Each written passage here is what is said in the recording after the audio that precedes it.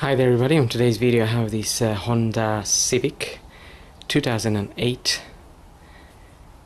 and I'm gonna be changing the air filter.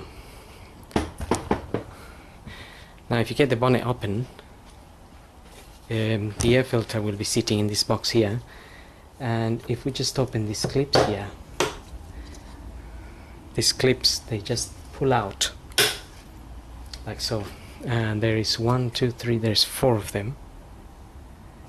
There's one on the back there.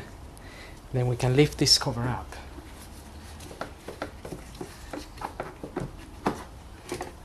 And just get it out. Like so. Remove the filter.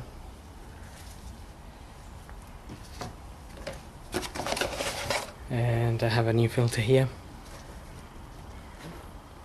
It's a blueprint. That's the part number ADH22258 that I'm using for this car.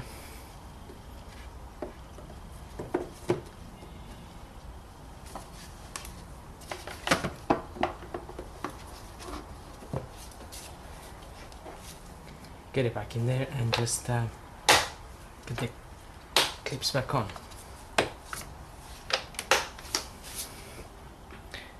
And that's it. So hope this video helps, and thanks for watching.